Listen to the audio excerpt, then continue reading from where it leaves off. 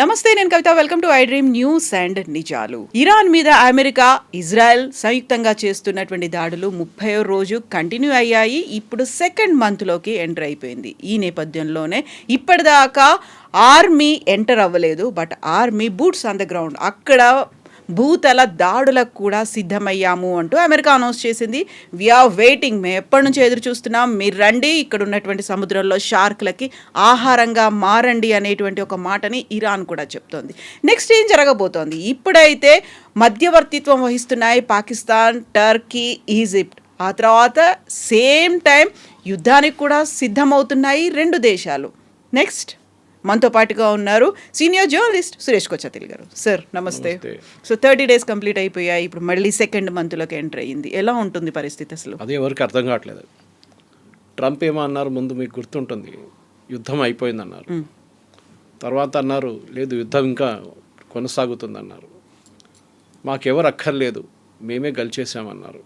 తర్వాత అన్నారు కాదు, నేటో అలైస్ ఎక్కడ ఉన్నారు, ఎందుకు రావట్లేదు అన్నారు. ఆయన కాంట్రడిక్షన్ చేస్తున్నారు.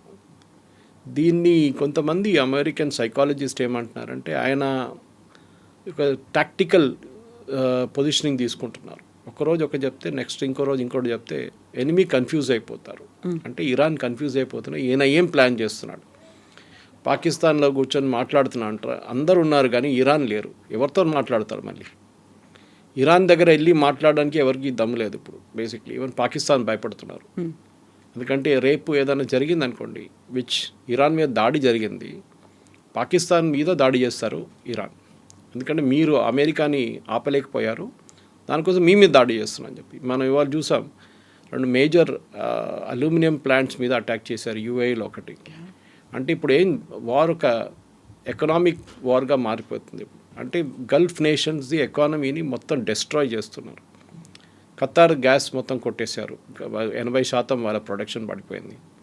సౌదీ అరేబియా వాళ్ళ మెయిన్ స్ట్రేట్ ఆఫ్ హార్మోస్ నుంచి ఆయిల్ తీసుకురాలేకపోతున్నారు. ఇక్కడ నుంచి 7 million barrels per day మన ఇటువైపు నుంచి, రెడ్ సీ వైపు నుంచి, యాన్బూ పోర్ట్ నుంచి ఎక్స్పోర్ట్ చేయడానికి ట్రై చేస్తున్నారు.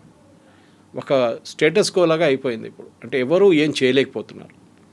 ట్రంప్ మన ఈ సెకండ్ ఫేజ్ అంటే 3వ వారానికి వచ్చినప్పుడు అన్నారు, స్ట్రెయిట్ ఆఫ్ హార్మూజ్ ఓపెన్ ఉంచాలి, నాకు ఇరాన్ గిఫ్ట్ ఇచ్చారని చెప్పారు లాస్ట్. మీకు గుర్తు? ఆ గిఫ్ట్ ఇదంట, 20 షిప్లు అక్కడ ఉన్నాయి, ఆ 20 షిప్పుల్ని మేము పోనిస్తాము. They are stuck inside. Already Strait of Hormuz కన్నా ముందు ఇరాన్ వైపు, కార్గ్ ఐలాండ్ వైపు, ఇటు సౌదీ అరేబియా వైపు ఆల్రెడీ షిప్స్ ఉన్నాయి. ఇక్కడ almost 70 ships are there loaded. దాంట్లో మనది కూడా 6 ఉన్నాయి. దాంట్లో 2 నిన్న వచ్చేసినాయి, బయటకు వచ్చేసినాయి. ఇంకా 4 అక్కడ మెయిన్ అంటే ఫ్యూయల్, అది కాకుండా కంటైనర్ కార్గో కూడా ఉంది మనది, ఫర్టిలైజర్ లాంటి ప్రోడక్ట్స్ తీసుకురండి, అది కూడా అక్కడ షిప్స్ రెడీగా ఉన్నాయి అన్నమాట. సో ట్రంప్కి ఇప్పుడు ఏంటంటే యుద్ధం కావాలని ఉంది. ఎందుకంటే ఇరాన్ని ఆయన చాలా ట్రై చేశారు. ఆనెస్ట్లీ చాలామంది ట్రై చేశారు, కానీ ఇరాన్ ఒప్పుకుంటలేరు. Iran Trump card mainly Strait of Hormuz. వాళ్ళు దాని మీద కంట్రోల్ ఎప్పుడు దాకా ఉంటుందో మిగతా వాళ్ళు ఏం చేయలేకపోతున్నారు. ఇవాళ పొద్దున కూడా స్ట్రెయిట్ ఆఫ్ హార్మూజ్ మనం పక్కన పెడితే ఇజ్రాయెల్లో ఒక మేజర్ ఫ్యాక్టరీ మీద దాడి జరిగింది ఇవాళ పొద్దున.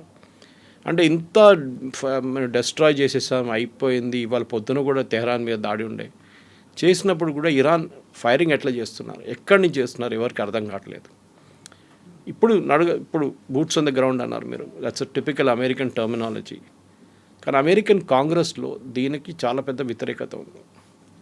Course party lines wide divide ఉన్నారు. రిపబ్లికన్స్ ఏమో చేయాలంటున్నారు, డెమోక్రాట్స్ ఏమో చేయకూడదు అంటున్నారు. అండ్ రోడ్ల మీదకి ప్రజలు వస్తున్నారు, ఆందోళనలు అవుతున్నారు. నో కింగ్స్ అని చెప్పి ఒక ప్రొటెస్ట్ నడుస్తుంది. అంటే మన దగ్గర మొనార్కీ లేదు, రాజు లేడు, Trump is behaving like a king. So ట్రంప్కి ఒక ప్రాబ్లం ఏంటంటే ఇప్పుడు ఆయన ఈయన బూట్స్ ఆన్ ద గ్రౌండ్ పెట్టారనుకోండి, డెఫినెట్గా ఒక 200 నుంచి 300 మంది అమెరికన్ సర్వీస్ మెన్ చనిపోతారు. అది మనం ఆఫ్ఘనిస్తాన్లో చూసాం, ఇరాక్లో చూసాం. అది డెఫినెట్గా జరుగుతుంది. అది రిస్క్ అది. ఎందుకంటే మీరు బూట్స్ ఆన్ ద గ్రౌండ్ ఉన్నాగానే మీ పక్క నుంచి ఒక సూసైడ్ బాంబర్ వెళ్ళిపోతాడు, మీ పక్క నుంచి ఒక ఐఈడీ ఎక్స్ప్లోజన్ జరగవచ్చు, ఏదైనా జరగవచ్చు నడుచుకుంటూ వెళ్తున్నప్పుడు కూడా. కార్గ్ ఐలాండ్ మీద ఫస్ట్ అటెంప్ట్ ఉంటుంది, అది డెఫినెట్. అది ఏ రోజు ఉంటుందో మనం చెప్పలేము. ఎందుకంటే సీక్రెట్గా సైలెంట్గా ట్రంప్ కూడా చెప్పేశారు, కార్గ్ ఐలాండే టార్గెట్ అనేది. ఇంకోటి కోస్టల్ ఏరియాస్, అంటే కార్గ్ ఐలాండ్ మీరు అప్రోచ్ అవుతున్నప్పుడు ఆ కార్గ్ ఐలాండ్ ఇక్కడ ఉంటే యూఆర్ అప్రోచింగ్ లైక్ దిస్. ఈ సైడ్ ఇరాన్, ఈ సైడ్ సౌదీ అరేబియా, ఖతార్ ఇక్కడ ఉంటుంది. ఈ ఈ పొజిషన్లో మీరు వెళ్తున్నప్పుడు ఈ కోస్టల్ బ్యాటరీస్ అంటారు, ఇరాన్ వైపు ఉన్న ఈ చిన్న చిన్న షిప్స్, చిన్న చిన్న బోట్లు కానివ్వండి, సూసైడ్ బోట్స్ కానివ్వండి, అది కాకుండా అక్కడి నుంచి షోల్డర్ ఫైర్డ్ మిసైల్స్ ఉన్న కూర్చున్న వాళ్ళందరూ ఇటువైపు కూర్చుంటారు. వాళ్ళ దగ్గర ఒక అన్డిలైటింగ్ టెరైన్ ఉంది అక్కడ, దాంట్లో కేవ్స్ లాగా ఉంటుంది, గుహల్లా, దాంట్లో కూర్చుంటారు వీళ్ళు. సో ఎక్స్పెడిషనరీ యూనిట్ ఒకటి ఉంది వీళ్ళది. 82nd ఎయిర్బార్న్ డివిజన్ ఉంది. ఈ ఎయిర్బార్న్ డివిజన్ ఏం చేస్తారంటే బహుశా ఇప్పుడు వీళ్ళే ఈ కోస్టల్ బ్యాటరీస్ని ముందు కొడతారు. కోస్టల్ బ్యాటరీస్ అంటే ఒకటి, వీళ్ళు సౌదీ అరేబియా వైపు నుంచి దాడి చేసి ఇరాన్ మీద దాడి చేస్తారు త్రూ ఫైరింగ్. ఇటువైపు వీళ్ళు ల్యాండ్ అయి వెళ్ళి ఈ షిప్స్ కానీ చిన్న చిన్న బోట్స్ కానీ అక్కడ ఉన్న కోస్టల్ ఏరియాలో ఉన్న ఇరానియన్ ఈ రెవల్యూషనరీ గార్డ్స్ వాళ్ళ యూనిట్స్ ఉన్నాయి, దాన్ని డెస్ట్రాయ్ చేయడానికి ట్రై చేస్తారు. అదే టైంలో ఈ మెరైన్ ఎక్స్పెడిషనరీ యూనిట్ 3,000 మంది సోల్జర్స్ ఉన్నారు దాంట్లో. 3,000 మంది సోల్జర్స్ ఉన్నారు దాంట్లో. ఒక ఆల్మోస్ట్ 1,000 మంది ఆ సెయిలర్స్. వీళ్ళని కార్గ్ ఐలాండ్లో ల్యాండ్ చేయడానికి ట్రై చేస్తారు. మీరు ల్యాండ్ చేయాలంటే రెండు టైప్ల ల్యాండింగ్ జరగవచ్చు. ఒకటి, you have to take a proper landing craft and go, అక్కడ దాకా వెళ్ళాల్సి వస్తుంది. 3,000 మందిని ఒక ల్యాండింగ్ క్రాఫ్ట్లో తీసుకెళ్ళలేరు మీరు. మ్యాక్స్ 500 మందిని తీసుకెళ్ళచ్చు, 500 కూడా ఎక్కువ. సో మీరు 5-6 సార్లు లేకుంటే 5-6 క్రాఫ్ట్స్ తీసుకెళ్లాల్సి వస్తుంది. అదే టైంలో ఇటువైపు ఇరాన్ వైపు నుంచి ఏదైనా ఫైరింగ్ జరిగితే ఈ యూనిట్ మీద వచ్చి పడుతుంది, ఈ షిప్ మీద వచ్చి పడుతుంది. అది చాలా పెద్ద రిస్క్. అది లేదు, అది కాకుండా పారాట్రూపింగ్ చేస్తారు, వాళ్ళని డైరెక్ట్ డ్రాప్ చేస్తారు, హెలికాప్టర్స్ అని ల్యాండ్ చేస్తారు. అది ఇంకా పెద్ద రిస్క్. మన వైపు యాంటీ నెక్సల్ ఆపరేషన్స్ నడుస్తున్నప్పుడు, ఛత్తీస్గఢ్లో కానివ్వండి, మహారాష్ట్ర వైపు కానివ్వండి నడుస్తున్నప్పుడు, మనం కూడా Indian air force helicopters use చేసాం అక్కడ వీళ్ళని దింపడానికి. దాని తర్వాత ఎవరైనా ఇంజర్డ్ అయినప్పుడు వాళ్ళని తీసుకెళ్ళడానికి ఈ హెలికాప్టర్స్ మీద హెవీ ఫైరింగ్ చేస్తారు నెక్సలైట్స్. ఆ టైంలో వీళ్ళు ఆలోచించారు, నెక్సలైట్స్ దగ్గర ఉన్న ఆయుధాలు చాలా ప్రిమిటివ్గా ఉంటుంది, కానీ ఇది యుఎస్ ఆర్మీ దగ్గర చాలా అడ్వాన్స్గా ఉంటుంది, ఇరానియన్స్ దగ్గర ఇంకా అడ్వాన్స్గా ఎక్విప్మెంట్ ఉంది. ఆ పరిస్థితుల్లో ఈ 3,000 మంది సరిపోతారంటే కాదు. సో ఇంకొక యూనిట్ వస్తున్నారు యూఎస్ నుంచి, కానీ వాళ్ళు రావడానికి ఇంకొక 3 వారాలు పడుతుంది. అండ్ 3 వారాలు వీళ్ళు వెయిట్ చేయలేరు. ఇప్పుడు ఈ యుఎస్ఎస్ ట్రిపుల్ అనే ఒక షిప్ మీద తీసుకొచ్చారు వీళ్ళని. ఈ 3,000 అది 3,000 మంది దాంట్లో వచ్చారు అంటే దాంతోపాటుగా ఇంత పెద్ద మిసైల్స్ కావచ్చు అన్నీ పట్టుకొచ్చారని ఇంత పెద్దగా ఉంటుంది అనేది we can imagine that. War scenario అర్థం కావట్లేదు. నాకు ఇప్పుడు డిస్క్రైబ్ చేసింది ఒక సెనారియో అని అమెరికన్ మిలిటరీ ఎక్స్పర్ట్స్ అంటున్నారు. దట్ ఈస్ కోస్టల్ బ్యాటరీస్ని కొట్టడం ఇరాన్ వైపు ఉన్నది. అదే టైంలో సౌదీ అరేబియా వైపు నుంచి, ఖత్తర్ వైపు నుంచి వాళ్ళ బేసెస్ ఉన్నాయి, అక్కడి నుంచి they will consistently air attacks చేయబోతున్నారు ఇరాన్ అసెట్స్ మీద. అదే టైంలో డైవర్షనరీ టాక్టిక్గా అటువైపు నుంచి ఒక టీం కార్గ్ ఐలాండ్ వైపు వెళ్తుంది. ఇరాన్ వైపు నుంచి ఇప్పుడు మిసైల్ లాంచ్ చేస్తే ఏమవుతుంది, that is the biggest worry అమెరికాకి. సో ప్రెసిడెంట్ ట్రంప్ డిసైడ్ చేయలేకపోతున్నారు. ఆయనకి ఎప్పుడు టిపికలీ ఒక కమాండింగ్ ఆఫీసర్ కానీ మిగతా వాళ్ళు ఒక రేంజ్ ఆఫ్ ఆప్షన్స్ ఇస్తారు. మనం ఇది చేస్తే ఇది అవుతుంది, ఇది చేస్తే ఇది చేస్తుంది, వార్ సినారియో ఉంటుంది. ఈ పరిస్థితుల్లో ఇప్పుడు ట్రంప్ దగ్గర ఆప్షన్స్ ఏం లేవు ఎక్కువ.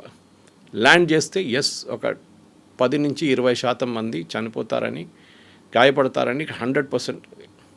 అదే టైంలో చేయకపోతే ఏం చేస్తారు? యుద్ధం ఎక్కడ ఆగుతుంది? ఇరాన్ ఏమంటున్నారు, మేమేం చేయట్లేదు, మేము అసలు ఇక్కడ వీళ్ళని ఎవరిని రానియము, మేము ఎవరి మీద దాడి చేయట్లేదు, మా మీద దాడి చేస్తే మేము చేస్తున్నాం అంతే. సేమ్ టైం ఇప్పుడు యుఏఈ చూడండి, ఖతార్ చూడండి, సౌదీ అరేబియా, కువైత్, బహ్రెయిన్ వీళ్ళందరి మీద దాడి చేశారు, డైలీ చేస్తున్నారు ఇప్పుడు కూడా. ఆ పరిస్థితుల్లో వీళ్ళు అటాక్ చేసినప్పుడు కార్గ్ ఐలాండ్ మీద డెఫినెట్గా ఇరాన్ కార్గ్ ఐలాండ్ మీద పాసిబ్లీ అటాక్ చేయరు. ఆ టైంలో వీళ్ళ ఇటువైపు ఉన్న సౌదీ అరేబియా కానీ యుఏఈ మీద కొడతారు. ఆల్రెడీ స్టార్ట్ అయింది చెప్పాను చూడండి, వాళ్ళ పొద్దున వాళ్ళ పెద్ద అల్యూమినియం ప్లాంట్ మీద కొట్టారు వాళ్ళు. అక్కడ ఎంతమంది గాయపడ్డారో చనిపోయారో తెలియదు, ఇంకా రిపోర్ట్స్ రాలేదు. అట్లాంటి పరిస్థితుల్లో ఇరాన్ ఎకనామిక్ అసెట్స్ని కొట్టడానికి వెళ్తే డెఫినెట్గా ఈ గల్ఫ్ అలైస్ యుఎస్ మీద ఇంకా ప్రెషర్ పెడతారు, మీరు ఏదైనా చేయండి అని. అక్కడ కూడా ఒక డివిజన్ ఉంది కవిత గారు. ఒక సౌదీ అరేబియా ఏమో ఇరానియన్ రెజ్యూమ్ని once and for all finish చేసేద్దామని చెప్తున్నారు. దానికి వాళ్ళు యుఎస్కి సపోర్ట్ ఎంత కావాలో సపోర్ట్ చేయాలని ట్రై చేస్తున్నారు. ట్రంప్ చాలా నిన్న ఒక డెరగరేటరీ వర్డ్ యూజ్ చేశారు సౌదీ మొహమ్మద్ బిన్ సల్మాన్ గురించి. అది మనం ఇట్లాంటి బ్రాడ్కాస్ట్ వాడలేము. బేసిక్లీ ఏం చెప్పారంటే నాకు వచ్చి రిక్వెస్ట్ చేస్తున్నారు, I'm using a very diplomatic word, డెస్పరేట్గా రిక్వెస్ట్ చేస్తున్నారు, ఏదైనా చేయండి అని చెప్పి సౌదీ అరేబియా చెప్తున్నారు. కానీ సౌదీ అరేబియా వాళ్ళకి రిస్క్ కూడా తెలుసు దీనిది. వాళ్ళ ఎకనామిక్ అసెట్స్ మీద కొడితే మళ్ళీ వాళ్ళకు ఖతార్ లాగా వాళ్ళకు కూడా ఒక 5 సంవత్సరాలు పడుతుంది రికవర్ కావడానికి. మీరు సరే యన్బూ నుంచి మీరు 7 మిలియన్ బ్యారెల్స్ ఎక్కిస్తున్నారు డైలీ షిప్లలో, కానీ అక్కడ హూతీలు మొదలుపెట్టారు ఇప్పుడు గొడవ. నిన్నటి నుంచి హూతీలు కూడా స్టార్ట్ చేశారు. అక్కడి నుంచి ఏదైనా సౌదీ అరేబియన్ షిప్ కానీ ఏ షిప్ అయినా యూరోపియన్ వైపు వెళ్ళే లేకుంటే యుఎస్ వాళ్ళ అసెట్స్ ఉంటే మేము దాన్ని కొడతామని హూతీలు మొదలుపెట్టారు. ఇటువైపు లెబనాన్లో ప్రాబ్లం నడుస్తుంది. లెబనాన్లో సదర్న్ లెబనాన్ కంప్లీట్లీ ఆక్యుపై చేయాలని చెప్పి బెంజమిన్ నెటన్యాహు వాళ్ళ ఆర్మీకి ఆర్డర్స్ ఇష్యూ చేశారు. అది బేసిక్లీ ఒక బఫర్ జోన్ క్రియేట్ చేయడానికి, ఇజ్రాయెల్ లెబనాన్ నడిమిట్లో ఒక బఫర్ జోన్ క్రియేట్ చేయడానికి. ఇజ్రాయెల్ టాక్టిక్ ఈ యుద్ధంలో చాలా క్లియర్. వాళ్ళకి ఇరాన్లో ఈ రెజీమ్ ఉండకూడదు అంతే. I think among all the parties most clarity ఉన్నది ఇజ్రాయెల్కే. యుఎస్ డిసైడ్ చేయలేకపోతున్నారు యుద్ధం చేయాలన్నా వద్దా, బూట్స్ ఆన్ ద గ్రౌండ్ పెట్టాలన్నా వద్దా, ఎన్ని రోజులు మీరు ఇరానియన్ అసెట్స్ని డెస్ట్రాయ్ చేస్తారు. ఎందుకంటే అక్కడున్న ప్రజలు కూడా ఇప్పుడు యూఎస్ని సపోర్ట్ చేయట్లేదు. ఇనీషియల్ స్టేజ్లో ప్రజలు చాలా మటుకు రోడ్డు మీద వచ్చి ప్రొటెస్ట్ చేశారు. ఆ టైంలో help is on the way అన్నారు ట్రంప్. ఆ హెల్ప్ ఎప్పుడు రాలేదు. ఇప్పుడు ప్రజలు కూడా బయటికి రావట్లేదు. ఎందుకంటే మీరు వాళ్ళ ఎకనామిక్ అసెట్స్ మీద కొడుతున్నారు. వాళ్ళ పవర్ ప్లాంట్ మీద కొట్టారు, హెవీ వాటర్ ప్లాంట్ మీద కొట్టారు. ఇవాళ ఒక పొద్దున జరిగిన ఒక స్ట్రైక్లో they hit their water source. ఒక టెరిటరీలో, ఇరాన్ ఒక టెరిటరీలో వాళ్ళ మెయిన్ వాటర్ సోర్స్ మీద కొట్టారు. అప్పుడు ఎవరికి కష్టం, అక్కడ ఎవరికి ప్రాబ్లం, ప్రజలకి. వాళ్ళకి నీళ్ళు దొరకదు. సో వాళ్ళు అమెరికా వ్యతిరేకంగా ప్రొటెస్ట్ చేయడం మొదలు పెడతారు. Exactly opposite of what Trump wanted అనమాట. సో ట్రంప్కి ఒక catch-22 సిచ్యువేషన్లో వచ్చేసారు. ఇప్పుడు చేస్తే ప్రాబ్లం, చేయకపోతే కూడా ప్రాబ్లం. ఈ పరిస్థితుల్లో ఐ థింక్ నెక్స్ట్ ఒక 48 అవర్స్ చాలా క్రూషియల్గా ఉండబోతుంది. యుద్ధం ఇట్లా పొడిగించుకుంటే ఎక్కువ రోజులు తీసుకెళ్ళలేరు అని అమెరికా కూడా చాలా క్లియర్గా తెలిసిపోయింది. ఇప్పుడు 5 days కాదు 10 days మేము ఎక్స్టెండ్ చేస్తున్నాం ఆ బ్రేక్ని అన్న తర్వాత మళ్ళీ ఇప్పుడు సరికొత్తగా ప్రతిపాదనలు ఇరాన్ వైపు నుంచే వచ్చాయి. 5 ప్రతిపాదనలు పెట్టారు ఈ సీజ్ ఫైర్ కోసమో లేకుంటే ఎండ్ కార్డ్ ఇవ్వడానికి అనే దాంట్లో. ఇందులో మళ్ళీ పాకిస్తాన్ ఉంది, టర్కీ ఉంది, ఈజిప్ట్ కూడా మధ్యవర్తిత్వం వహిస్తున్నాయి, ఇంక్లూడింగ్ సౌదీతో అనే మాట. ఎక్కడి దాకా వెళ్తుంది అనుకున్నప్పుడు ఇవన్నీ అవుతున్నాయి, డిస్కషన్స్, మీడియేషన్స్ ఇవన్నీ అవుతున్నప్పుడే మళ్ళీ బూట్స్ ఆన్ ది గ్రౌండ్ పంపిస్తున్నారు అంటే డౌట్ఫుల్గా ఉంది. ఎందుకంత డ్యూయల్ నేచర్ ఉంది, డ్యూయల్ స్టాండర్డ్స్ ఎందుకున్నాయి ట్రంప్ దగ్గర అనేది. కరెక్ట్, అదే ప్రాబ్లం. నేను చెప్పాను చూడండి, ట్రంప్ బోత్ వేస్ ఆయన ఇంగ్లీష్లో అంటారు బిట్న రాక్ అండ్ హార్డ్ ప్లేస్ అని. ఆయనకు అర్థం కావట్లేదు ఏం చేయాలని. ఇప్పుడు ఆయన బూట్స్ ఆన్ ది గ్రౌండ్ పెడితే చాలామంది చనిపోతారు. అమెరికాలో అది చాలా sensitive issue. At the same time ఆయన చేయకపోతే ఇరాన్ అంటారు మేమే యుద్ధం కలిసాం చూడండి, అమెరికా భయపడ్డారు మా మీద. అదే టైంలో Arab allies, Saudi Arabia, Qatar, Dubai అంటే యూఏఈ, వీళ్ళందరి మీద దాడి చేస్తున్న ఇరాన్ ఇప్పుడు కూడా వాడు ఆగట్లేదు. ఇజ్రాయెల్ మీద దాడి కొనసాగుతుంది. ఇంకా ఈ పరిస్థితుల్లో ఏం చేస్తారు?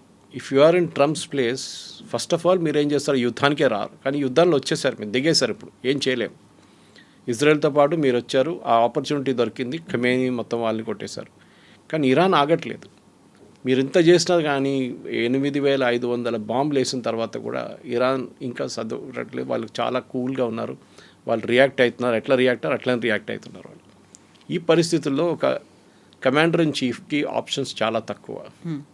ఒకటి, వాళ్ళ యుఎస్ కాంగ్రెస్ వైపు నుంచి కూడా ప్రెషర్ రావడం మొదలుపెట్టింది. ఎందుకంటే technically boots on the ground పెట్టాలంటే యుఎస్ కాంగ్రెస్ అప్రూవల్ కావాలి, అంటే వాళ్ళ పార్లమెంట్ వైపు నుంచి అప్రూవల్. అది తీసుకోలేదు ట్రంప్. ఇన్ఫాక్ట్ యుద్ధం నడిపించడానికి కూడా ట్రంప్కి ఆయన ఎమర్జెన్సీ పవర్స్ వ్యతిరేకంగా ఆయన యుఎస్ కాంగ్రెస్కి వెళ్ళాల్సి వస్తుంది. అక్కడ ఆయనకు డెఫినెట్గా తెలుసు చాలామంది ఆయనకు వ్యతిరేకంగానే ఓటేస్తారు, రిపబ్లికన్ వాళ్ళు కూడా. బికాజ్ అమెరికాలో వియట్నాం వార్ తర్వాత కవిత గారు చాలా సెన్సిటివ్ ఇష్యూ. వియట్నాం వార్ మొదలైనప్పుడు, వియట్నాం వార్ హిస్టరీ నేర్చుకున్న పిల్లలకు కూడా తెలిసింది, లేకుంటే పెద్దవాళ్ళు ఆ టైంలో ఉన్న ఎల్డర్స్ కూడా తెలుసు చాలా మటుకు. 8,500 ట్రూప్స్ని పంపించారు ఫస్ట్ వియట్నాంకి. ఇప్పుడు చూడండి, you can count the present lot. Already అక్కడ ఉన్నారు కొన్ని ట్రూప్స్. సౌదీ అరేబియాలో 8,500 ఉన్నారు, ఖతార్లో ఉన్నారు, మీకు అన్ని ప్లేసెస్లో అమెరికన్ ట్రూప్స్ ఉన్నారు. వీళ్ళేమనుకున్నారంటే ఈ 8,500 మందితోని మేము వియట్నాంలో ఉన్న ఈ గెరిల్లా ఫోర్స్ని ఒక వారం లోపల ఫినిష్ చేసేస్తాం అనుకున్నాం. And by the time the war ended, ఆ యుద్ధం కంప్లీట్ క్లోజర్కి వచ్చినప్పుడు అమెరికా 150,000 మందిని అక్కడ దింపాల్సి వచ్చింది వియట్నాంలో. అప్పుడు కూడా ఓడిపోయారు. This is a major historical lesson అమెరికాకి తెలుసు. చాలామందికి ఇది భయం ఉంది. అమెరికాలో వియట్నాం అంటే ఇప్పుడు కూడా వెటరన్స్ చాలా తక్కువ ఉన్నారు, చాలామంది ఏజ్ అయిపోయి ఉంటుంది వాళ్ళది, they must be no more. కానీ అక్కడ వాళ్ళ సైకిల్ ఏదో ఉంది వియట్నాం అనగానే. ఇరాన్ కూడా ఇంకొక వియట్నాం అయిపోతుందో అని అమెరికాకి డెఫినెట్గా ఒక భయం ఉంది, అండ్ ఉంటుంది కూడా అది. ఎందుకంటే ఇరాన్ వైపు నుంచి వాళ్ళు దాడి చేస్తే ఎంతమంది చనిపోవడానికి సిద్ధంగా ఉన్నారని అడగట్లేదు, కానీ ఎంతమంది చనిపోతారని మనకు తెలియదు. 200 మంది ఏంటి, 10 మంది చనిపోతే కూడా it will become a big issue in America. And mid term polls దగ్గరకు వస్తున్నప్పుడు చాలామంది రిపబ్లికన్స్ ఇప్పుడు ఈసారి పోటీ చేయట్లేదు, టెక్నికలీ రిటైర్ అవుతున్నారు వాళ్ళు. సో ఎందుకంటే వాళ్ళకి తెలుసు పోటీ చేస్తే ఓడిపోతామని చెప్పి చాలామంది పోటీ చేయట్లేదు. సో అమెరికాలో రిపబ్లికన్ పార్టీకి చాలా టఫ్ టైమ్స్ ఉంది. ప్రెసిడెంట్ ట్రంప్ పోల్ రేటింగ్స్ తక్కువ, 34% పడిపోయింది. అంటే యుద్ధం సపోర్ట్ చేస్తున్నది 34% మందే. అది కాకుండా అమెరికన్ ట్రూప్స్కి ఉన్న కాస్ట్ $200 బిలియన్ కావాలని చెప్పి ఒక ప్రపోజల్ పెట్టారు పెంటగన్. అది కూడా ఇంకా పార్లమెంట్ వాళ్ళ కాంగ్రెస్ అంగీకరించలేదు. మీరు యుద్ధం అయిపోయిందని అంటున్నారు, అంతా అయిపోయింది, అంత ఫినిష్ అంటున్నారు అని చెప్పినప్పుడు కూడా మీకు ఎందుకు $200 బిలియన్ అని అక్కడున్న కొంతమంది చాలామంది కాంగ్రెస్ మెన్ అడుగుతున్నారు అన్నమాట. ఈ పరిస్థితుల్లో ప్రెసిడెంట్ ట్రంప్కి ఐ థింక్ ఆయన లైఫ్లో టఫెస్ట్ డిసిషన్ ఉంటుంది ఇప్పుడు, యుద్ధం కొనసాగించాలా లేకుంటే విత్డ్రా చేయాలని. ఆయన కొనసాగించే పరిస్థితుల్లో ఇలా టు డూ మనం చెప్పింది అంతా చేయాల్సి వస్తుంది. మనం ఇప్పుడు డిస్కస్ చేసాం చూడండి, దట్ ఈస్ బేసిక్లీ కార్గిల్ని టేక్ ఓవర్ చేయాల్సి వస్తుంది. అదే టైంలో ఇరాన్ కోస్టల్ బ్యాటరీస్ని కొట్టాల్సి వస్తుంది. మీరు కార్గిల్ని టేక్ ఓవర్ చేస్తే కూడా ఇరాన్ లైఫ్ లైన్ ఒకటి పోతుంది, అంటే వాళ్ళ ఎకనామిక్, వాళ్ళకి ఇప్పుడు వచ్చే డబ్బులు చైనా వైపు నుంచి. కానీ ఆపోజిట్ జరుగుతుంది కవిత గారు. ఈ ఫ్యూయల్ మీరు బ్లాక్ చేస్తున్న ఫ్యూయల్ని కార్గిల్ నుంచి ఇప్పుడు $116 అయిపోయినాయి వాళ్ళ పొద్దున ఈ న్యూస్ రాగానే. కార్గిల్ని టేక్ ఓవర్ చేస్తే మినిమం 200 అవుతుంది, $200 పర్ బ్యారెల్ అవుతుంది. ఎందుకంటే ఇంటర్నేషనల్ మార్కెట్లో ఆయిల్ సప్లై ఉండదు. రష్యా ఏమంటున్నారు ఆల్రెడీ, మేము నెక్స్ట్ మంత్ నుంచి we will not cell anything, మేము ఎవరికి క్రూడ్ ఆయిల్ అమ్మం అంటున్నాం. అఫ్కోర్స్ వాళ్ళ క్లోజ్ పార్ట్నర్స్ లైక్ భారతదేశం కానీ చైనాకి అమ్ముతారు వాళ్ళు, కానీ మిగతా దేశాలకి ఎవరికి, యూరోప్ స్పెషలీ వాళ్ళకి ఏం అమ్మం మేము, we will not give it అంటున్నాం. రష్యాకి టెన్షన్ ఏంటంటే అటువైపు నుంచి యుక్రెయిన్ కూడా చాలా మట్టు వాళ్ళ మీద ఇప్పుడు దాడులు మొదలుపెట్టారు. యుక్రెయిన్ ప్రెసిడెంట్ జెలెన్స్కీ నిన్న గల్ఫ్ స్టేట్స్కి వెళ్ళారు. అక్కడ వెళ్ళి ఆయన ఎక్స్పర్టీస్ ఆఫర్ చేశారు, మేము చూడండి ఇన్ని డ్రోన్లు ఆపుతున్నాము రష్యా వాళ్ళు, మేము మా మనుషులు ఇక్కడ పెట్టుకుంటాం మీ దగ్గర. రెండు వార్స్ ఇప్పుడు కలిసిపోయినాయి ఒక ప్లేస్లో. రష్యా ఏమంటున్నారు, రష్యా ఇరాన్ దగ్గర నుంచి ఒక 5 సంవత్సరాల ముందు 4 సంవత్సరాలు కూడా ఉండొచ్చు, షహీద్ డ్రోన్స్ తీసుకున్నారు చాలా మటుకు. వాళ్ళ టెక్నాలజీస్ని రివర్స్ ఇంజనీర్ చేసి, అంటే బేసిక్లీ మొత్తం ఇప్పేసి ఆ టెక్నాలజీని ఇంప్రూవ్ చేశారు. మోటార్స్ కానీ, దాని బ్యాలిస్టిక్ కెపబిలిటీస్ కానీ, దాని రాడార్ ట్రాకింగ్ సిస్టమ్స్ని ఇంప్రూవ్ చేశారు. Shahed advanced version. అది ఒక 50,000 డ్రోన్స్ ప్రతిరోజు రష్యా తజికిస్తాన్ వైపు, ఇక్కడ అజర్బైజాన్ వైపు నుంచి టు ద ల్యాండ్ రూట్ పంపిస్తున్నారు ఇరాన్కి. మీరు బై షిప్ పంపిస్తే అమెరికా దాన్ని కొట్టేస్తారు, బై ల్యాండ్ రూట్ పంపిస్తున్నారు. ల్యాండ్ రూట్లో మీరు బాంబ్ చేస్తే, స్పెషలీ అజర్బైజాన్లో ఉన్నప్పుడు బాంబ్ చేస్తే అది పెద్ద డిప్లొమాటిక్ ఇన్సిడెంట్ అయిపోతుంది. దానికోసం ఏం చేయలేక దాన్ని హ్యూమానిటేరియన్ ఎయిడ్ అని చెప్పి పంపిస్తున్నారు రష్యా. ఓకే, దాన్ని కూడా మీరు కొట్టలేరు, యూ కెనాట్ బాంబ్ ఇట్. ఇరాన్కి కొత్త కన్సైన్మెంట్ వచ్చిందనుకోండి, వాళ్ళు మళ్ళీ మొదలు పెడతారు ఫైరింగ్. ఈ పరిస్థితుల్లో లిటరలీ ట్రంప్ ఎందుకు యుద్ధం అనేది ఆయన ఇప్పుడు ఆలోచిస్తుంటాడు. ముందుకెళ్తే చాలా పెద్ద ప్రాబ్లం ఉంటుంది. చేయకపోతే ఇరాన్ ఏమో స్ట్రెయిట్ ఆఫ్ హార్మోస్ మీద కూర్చుంటారు, వాళ్ళు దాని నుంచి ఒక్క షిప్ని కూడా వాళ్ళ పర్మిషన్ లేకుండా పోనీయారు. ఇప్పుడు ఆపేస్తే రీజన్ ఏం చెప్పాలి అనేది కూడా, దానికి కూడా ఒక పెద్ద స్ట్రాటజీ అనేది ఉండాలి కదా. లేదు, మీరు అమెరికన్ న్యూస్ ఛానల్స్ చూస్తే అక్కడ ఉన్న చాలా మటుకు CNN కానీ మిగతా న్యూస్ ఛానల్స్ అందరూ దీని వ్యతిరేకంగానే మాట్లాడుతున్నారు. ట్రంప్ అదే అంటున్నారు. ఆయన నిన్న కూడా ప్రెస్ కాన్ఫరెన్స్లో కానీ ఎయిర్ ఫోర్స్ వన్లో అదే చెప్పారు, ఏంటంటే మేము యుద్ధం గెలిచేసాము, అయిపోయింది, వీ ఆల్ నో ఇట్, అంటే మన అందరికి తెలుసు. కానీ ఇక్కడ కొన్ని ఫేక్ న్యూస్ ఛానల్స్ ఉన్నాయి, CNN కానీ, ABC కానీ, న్యూయార్క్ టైమ్స్ కానీ, వీళ్ళే అంటున్నారు మేము ఓడిపోయాం అంటున్నారు. మేము ఓడిపోలేదు, మేము గెలిచాము. మీరు గెలిస్తే మీరు రిటర్న్ వచ్చేసేయచ్చు కదా, అయిపోయింది కదా వార్, ఇంకేం చేయక్కర్లేదు, just withdraw all your troops. కానీ మీరు ఎందుకు వెళ్ళారు అక్కడ? మీరు వెళ్ళింది బేసిక్లీ యురేనియం కోసం. ఇరానియన్స్ దగ్గర ఉన్న యురేనియం తీసుకొని అది ఎక్కడైనా సేఫ్ కస్టడీలో పెట్టాలని మీ ప్లాన్ ఉండే. దాని యుఎన్ ఏజెన్సీ లాంటి ఇంటర్నేషనల్ అటామిక్ ఎనర్జీ ఏజెన్సీని వాడుకొని వాళ్ళ వైపు నుంచి మీరు వాళ్ళని పెట్టి వాళ్ళ దగ్గర ఈ యురేనియం పంపించాలని ప్లాన్ ఉండే. కానీ అది జరగలేదు. ప్రాబ్లం ఏమొచ్చిందంటే ఇప్పుడు ఈ స్పెసిఫిక్ పొజిషన్లో ఇరాన్ వైపు నుంచి ఆ ప్రతిపాదన ఫర్ ఇరానియం గురించి పాసిబుల్లీ 5 కండిషన్స్ పెట్టారు చూడండి వాళ్ళు. దాంట్లో ఒకటి ఇది ఉండొచ్చు. రెండవది స్ట్రెయిట్ ఆఫ్ హార్మోస్ది జాయింట్ కంట్రోల్ అంటున్నారు వాళ్ళు. ఇవాళ దాకా స్ట్రెయిట్ ఆఫ్ హార్మోస్ ఇండిపెండెంట్గా ఉండే, ఎవరికి అక్కడున్న కన్సర్న్ పార్టీస్ ఎవరికి దాని మీద హక్కు లేదు. Saudi Arabia, Qatar, Kuwait, UAE and Iran, వీళ్ళకి ఎవరికి దాని మీద ఇట్స్ లైక్ ఓపెన్ ఒక రివర్ లాగా ఉందన్నమాట, పెద్ద రివర్ సిస్టమ్. ఇప్పుడు వీళ్ళేమంటున్నారు, మా మీద సూయజ్ కెనాల్లో ఈజిప్ట్ ఎట్లా ఫీజు కలెక్ట్ చేస్తారో అట్లనే మేము కూడా ఇక్కడ ఫీజు కలెక్ట్ చేస్తామంటాం, ఒక టోల్ లాగా. కానీ సూయజ్ కెనాల్ అనేది ఒక డిఫరెంట్ ఆపరేషన్ ఆల్టుగెదర్. ఎందుకంటే దాంట్లో చాలా మటుకు వీళ్ళు ఖర్చు చేశారు డబ్బులు సూయజ్ కెనాల్ కట్టడానికి. ఆ డబ్బులు రికవర్ చేసుకోవాలి మన టోల్ లాగా. సెకండ్, అది నడిపించడానికి ఇంకా పెద్ద కాస్ట్ ఉంది. సూయజ్ కెనాల్ నుంచి వెళ్తున్న ప్రతి షిప్ని ఒక ఎంట్రీ పాయింట్ నుంచి ఎగ్జిట్ పాయింట్ తీసుకెళ్ళడం పెద్ద ఒక టెక్నికల్ ఆపరేషన్. అది చాలామంది ఉన్నారు దాని మీద పనిచేసేటోళ్ళు అక్కడ, ఈజిప్షియన్స్. వాళ్ళకి ఖర్చులు, దాన్ని మెయింటైన్ చేయడానికి కొన్ని ఖర్చు. Suez canal cannot be compared with straight of హార్మోస్, అది చాలా చాలా క్లియర్. అదే టైంలో ఇరాన్కి చాలా క్లియర్గా తెలుసు వాళ్ళ దగ్గర ఉన్న అన్నిటికంటే పెద్ద ట్రంప్ కార్డ్ ఈ straight of Hormuz. Strait of Hormuz ఏ రోజు ఇరాన్ చేతి నుంచి బయటకు వెళ్తుందో ఆ రోజు ఇరాన్ నెగోషియేటింగ్ పవర్ తగ్గిపోతుంది. వాళ్ళు ఎప్పుడుదైనా దాన్ని ఉంచుకోవడానికి ట్రై చేస్తున్నారు అన్నమాట. అట్ ద సేమ్ టైం వాళ్ళ పక్కన ఉన్న neighbours, Saudi Arabia especially, Saudi అరేబియాకి చాలా కోపం ఉంది ఇరాన్ మీద. వాళ్ళకి ఏంటంటే ఇరాన్లో ఒక రెజీమ్ చేంజ్ తీసుకురావాలంటున్నారు. కానీ ఈ రెజీమ్ చేంజ్ ఎవరితో చేపిస్తారు మీరు? ప్రెసిడెంట్ ట్రంపే అంటున్నారు మేము మాట్లాడుతాం అనుకున్నారు, మాట్లాడడానికి రెడీగా ఉన్నాం, సిద్ధంగా ఉన్నాం, వాళ్ళు కూడా ఉన్నారు. కానీ వాళ్ళ వైపు ఎవరితో మాట్లాడాలనుకున్నా వాళ్ళని చంపేశాం మేము అంటున్నారు. ఎందుకు చేశారు మళ్ళీ? If you wanted to talk to Larijani, మీరు ఆయన ఉంచుకోవాలి ఉండే. He would have been the crucial factor negotiation కోసం. మీరు ఆయన్ని ఎయిర్ అటాక్లు చంపేశారు. ఇప్పుడు ఎవరున్నారు మాట్లాడడానికి? ఇరానియన్ స్పీకర్ పార్లమెంట్లో ఉన్నారు. ఆయన అంటున్నారు no we will not negotiate. Iranian president మాట్లాడలేదు. వాళ్ళ వైపు నుంచి వస్తాబా అయితే ఆయన ఉన్నాడో లేదో తెలియదు. ఇవాళ ఒక స్టేట్మెంట్ ఇష్యూ చేసిండు ఆయన, రిటర్న్ స్టేట్మెంట్ వచ్చింది. ఆడియో కానీ వీడియో కానీ లేదు. ఆయన ఉన్నాడా లేదా అనేటువంటి డౌట్లు వినిపిస్తున్నాయి. ఇట్లాంటి పరిస్థితుల్లో ఆపోజిట్ టేబుల్ ఎవరు ఉంటారు? అదే నేను స్టార్టింగ్లో మీకు చెప్పాను చూడండి, పాకిస్తాన్లో పీస్ టాక్స్ అంటున్నారు. కానీ the most crucial element Iran ఎక్కడున్నారు? ఎవరు వస్తారు అక్కడికి? ఎవరు రారు కూడా. Nobody will come to Pakistan.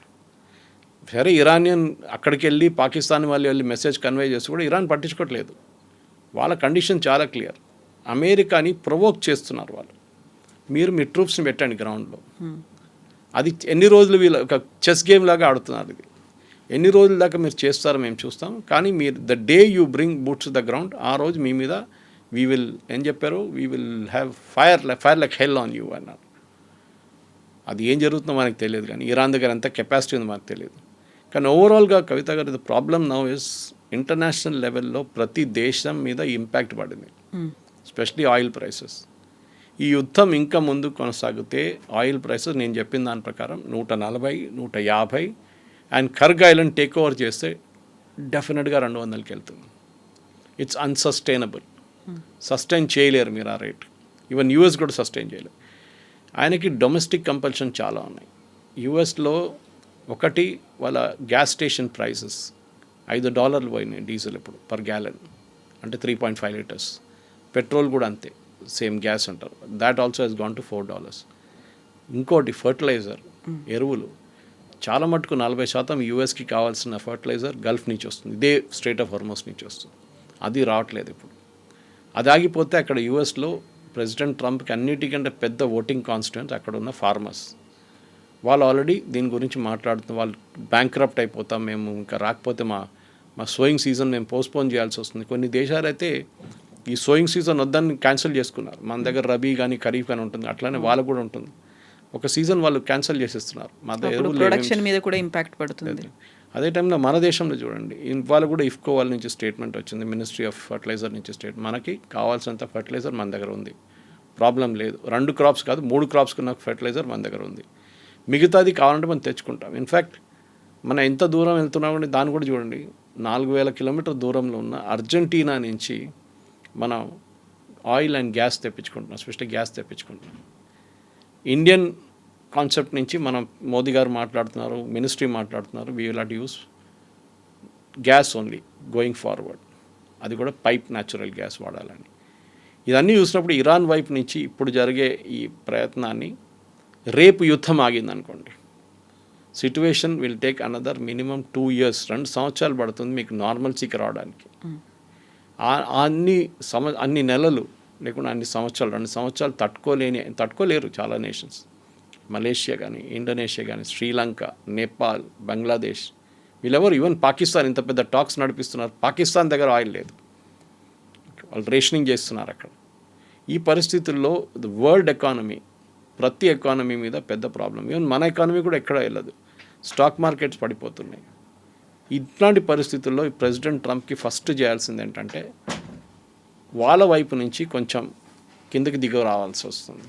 Uranium issue పక్కన పెడదాం ఇప్పుడు, we will talk about other things. Uranium కావాలంటే ఒక 6 నెలల తర్వాత మాట్లాడదు, ఇప్పటికీ we will keep quiet about it. రెండవది, ఈ స్ట్రెయిట్ ఆఫ్ హార్ముజ్ ఓపెన్ చేయడం అంటే ఇరాన్ అగ్రీ చేస్తే that will be a big victory అందరికీ, ఎంటైర్ వరల్డ్. ఎందుకంటే మీకు 40% ఫర్టిలైజర్ కానీ 20% వరల్డ్కి కావాల్సిన గ్యాస్ అండ్ ఆయిల్ వచ్చేది స్ట్రెయిట్ ఆఫ్ హార్ముజ్ నుంచి. ఇప్పుడు ప్రజెంట్లీ మీరు 20% తీసేస్తే 80% ఉంది, దానికోసం ప్రైసులు పెరుగుతున్నాయి, రేట్లు పెరుగుతున్నాయి.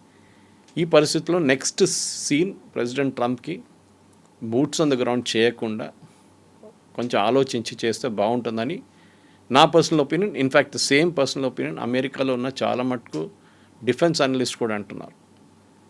This is a war which is going nowhere. ఇంకా ఎక్కువ అగ్రెసివ్గా వెళ్ళాల్సినటువంటి పరిస్థితులు వస్తాయి, అప్పుడైతే ఆ డ్యామేజ్ కూడా చాలా ఎక్కువ ఉంటుంది.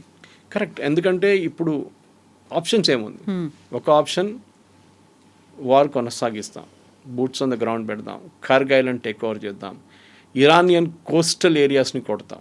ఓకే, దాంతో ఏమవుతుంది, ఇరాన్ మళ్ళీ అటాకులు మొదలు పెడతారు, సౌదీ అరేబియా మీద దాడి చేస్తారు, యుఏఈ మీద దాడి చేస్తారు, ఖతర్ మీద దాడి చేస్తారు, ఇంపాక్ట్ ఇంకా ఎక్కువ అవుతుంది.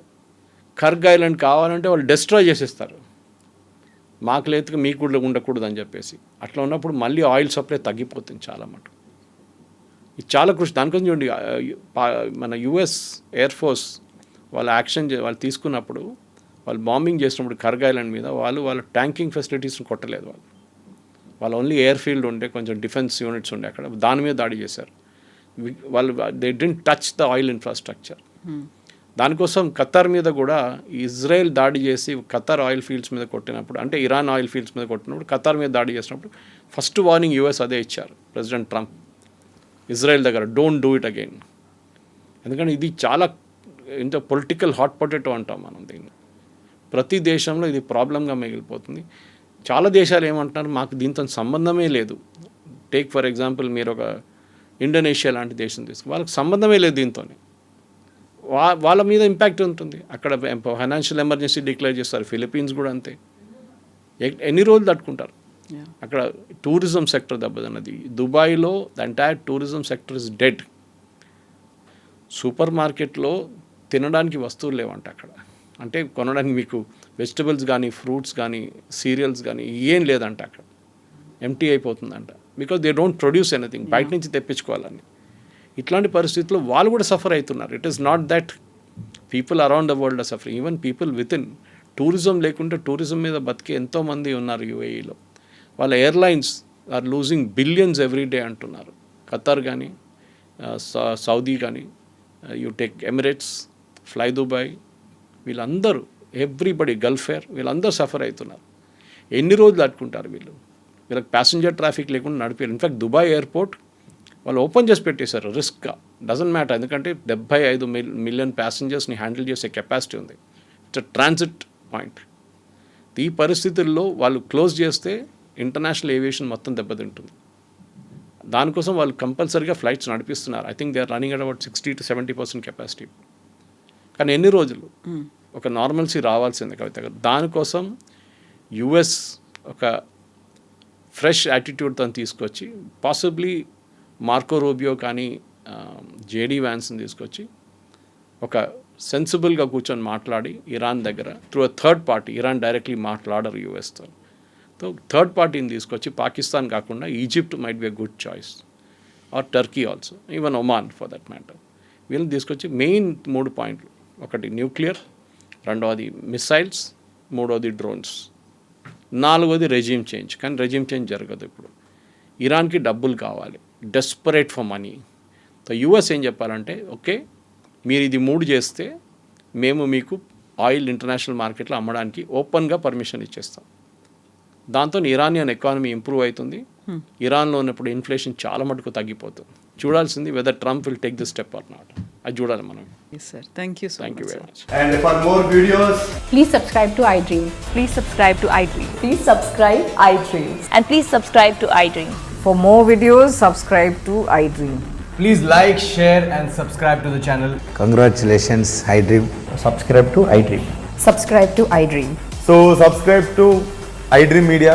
iDream ki iDream team andarki huge congratulations. Please subscribe iDream Media. Please subscribe to iDream. Subscribe iDream. Please subscribe to iDream.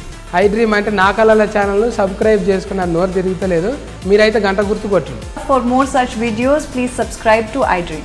Subscribe to iDream. Please subscribe to iDream. Please subscribe iDream Media. Please do subscribe to iDream. Please subscribe to iDream Media. For best entertainment and information, please subscribe iDream. And don't forget to subscribe to iDream.